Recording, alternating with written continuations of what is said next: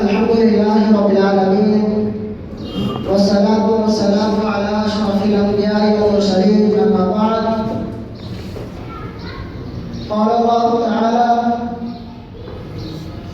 यरफ़इल्लाहु अल्लज़ीना आमनू मिनकुम वल्लज़ीना ऊतुल इल्मा दरजात व क़ाल an-नबी सल्लल्लाहु अलैहि वसल्लम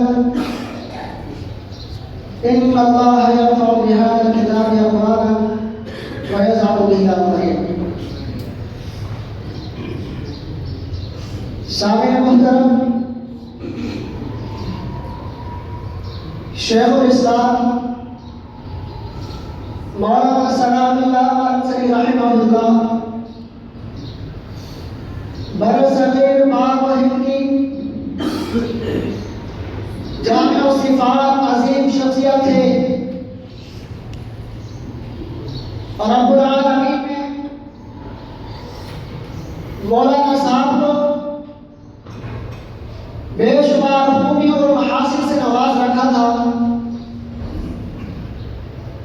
वो दीन के दाई भी थे, मुफस्सिर कुरान भी थे, मुतकल्लिम भी थे, मुसन्निफ भी थे। आपकी विलादत 1868 के अंदर होती है बरसरी के अंदर। अभी हमारे अजीज के साथ बाहर ही देख पाते हैं कि वालिद मोहम्मद का साथ सर से उठ जाता है। कुछ अर्से बाद आपके ताया वो भी इंतकाल कर जाते हैं। ये वक्त मौलाना साहब ने नहायत रंज आलम और इत्तलाअ था। साथ ही साथ उजरत व तंदुरुस्ती के साए आपके ऊपर छाने लगे। फिर जब आपकी उम्र 14 साल होती है, आपकी वालिदा आपको छोड़कर चली जाती है दुनिया से।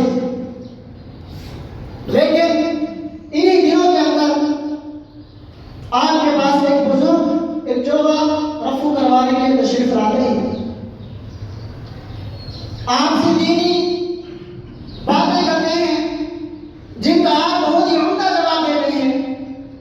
वो बुजुर्ग आपकी ज़हानत व ख़दामत को देखकर कहने लगा, आप दीनी तालीम हासिल करें। लिहाजा मौलाना साहब ने दीनी तालीम हासिल करने की कोशिश की थी। मौलाना साहब ने हल्का दर्स में रहकर दर्स कुतुब में से इल्म नहव की शरह जामी, इल्म मंतिक़ तक की किताबें पढ़ते हैं। इसके बाद गुजरावाला के अंदर तशरीफ ले जाते हैं, जहां पर उस्ताद हदीस मौलाना हाफिज अब्दुल मन्नान वज़ीराबादी मौजूद। उनके पास जाकर कुतुब हदीस और दीगर उलूम से हासिल करते हैं। 1868 के बाद 1899 में आपकी सनद फरागत आपको मिलती है। जब आप वतन तशरीफ लाते हैं, 20वीं सदी का दौर, इब्तदाई दौर वो था कि मुनाज़रे, मुबाहिसे, मुख्तलिफ मज़ाहिब के असहाब अपनी मजहब की सदाकत को साबित करने के लिए एक दूसरे को मुनाज़रे का चैलेंज दे रहे थे। इसके साथ साथ मुख्तलिफ अतराफ से इस्लाम और पैगंबर इस्लाम पर शदीद हमले हो रहे थे। ईसाई पादरियों ने खास मंसूबे के तहत इस्लाम, इस्लामी तहज़ीब व तालीम पर इकरार कर दी थी। और इसके साथ साथ मिर्ज़ायत का वजूद भी बढ़ाया था। इन वजूहात की बिना पर मौलाना सनाउल्लाह रहमहुल्लाह मस्जिद के अंदर बैठकर दीन समझाने की कोशिश नहीं की, बल्कि उन्होंने आपके ऊपर ये लाजिम किया कि ये वक्त मस्जिद के अंदर बैठकर दीन समझाने का नहीं, बल्कि मैदान में निकलकर इन गलत बातों के सामने लड़ने का है। और वो खुद फरमाते हैं कि उस वक्त मौलाना हुसैन पटारी रहमहुल्लाह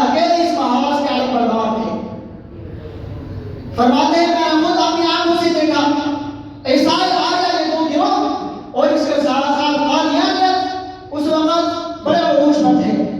इनका शोहरा मुल्क भर में फैल चुका था, लेकिन आपने इनके खिलाफ कभी तहरीरों के जरिए, कभी तशरीफों के जरिए, कभी मुनाजरों के जरिए, कभी मबाहिसों के जरिए इनका मुकाबला किया। तशरीफ के अंदर आप रद्द कालियत लिखते हैं, उसके बाद आप किताब लिखते हैं तफसीर सूरह यूसुफ, तारीफात बाबल, और इसके साथ साथ तफसीर सनाई, और इसके साथ साथ और दीगर किताबें लिखते हैं। सामीन मुहतरम, मौलाना सनाउल्लाह फरसी रहमहुल्लाह जहां अच्छे मुसव्विर भी थे, उसी के साथ साथ अच्छे मुनाज़िर भी थे। मुखालिफ को आगे हाथ ले जाया करते थे। अब्दुल वाजिद दरियाबादी लिखते हैं कि एक मुनाज़िर ने आपसे मुनाज़रा करने को कहा, लेकिन जब वो मुनाज़रा शुरू होने लगा, कहने लगा आप मुसलमान ही कब हैं तो आप मुस्लिम इस्लाम की तरफ से वकील बनकर आए हैं, और आपके सामने ढेरों फतवे लगा दिए तकफीर के। आप सबर के साथ तकफीर का ढोरा सुनते रहे। जब वो खामोश हो गया, कहने लगा अब मैं मुसलमान होता हूँ, सब गवाह हो जाकर मैं शहादत पढ़ने लगा हूँ, अशहदु अल्ला इलाहा इल्लल्लाह व अशहदु अन्ना मुहम्मदन अब्दुहु व रसूलुहु।